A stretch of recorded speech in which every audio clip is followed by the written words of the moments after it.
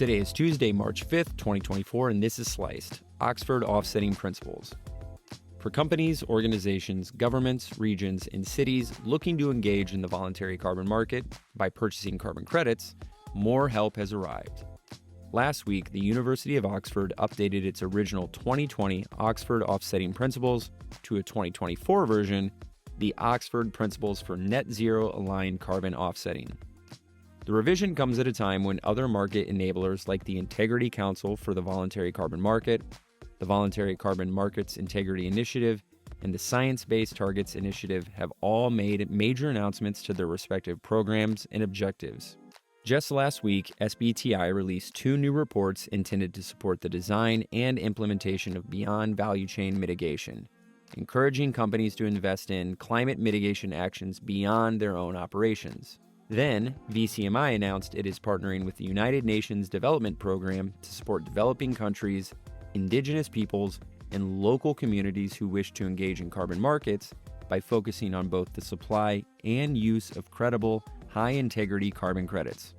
Finally, in late January, ICVCM revealed that it is now in the process of assessing over 100 active carbon credit methodologies for adherence to their high-integrity core carbon principles, which they aim to start announcing decisions by the end of March.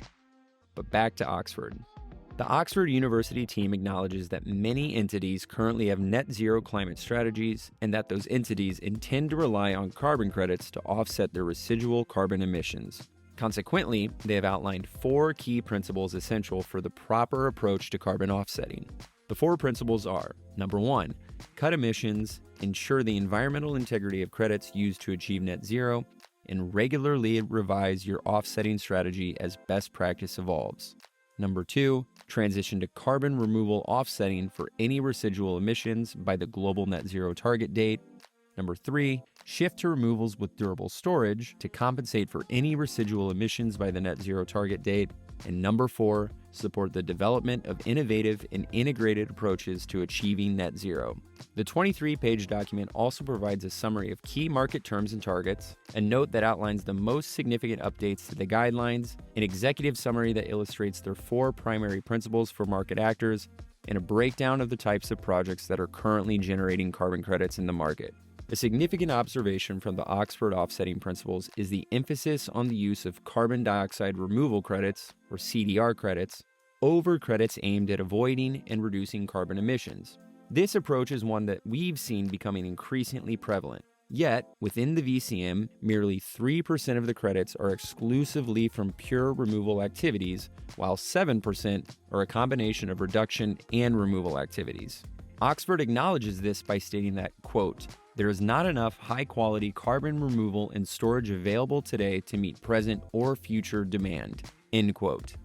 And that investment in CDR technologies should start promptly and escalate quickly to guarantee their availability on the scale necessary to achieve global net zero.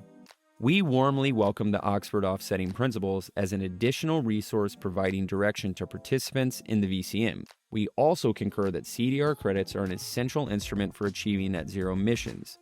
Nevertheless, considering that 90% of the credits currently on the market are for reduction and avoidance, and advancements are being made in marking some of those credits with high integrity ratings and approvals, we encourage potential buyers not to take these options off the table when implementing their strategies for addressing the hard-to-abate residual emissions inside their operations.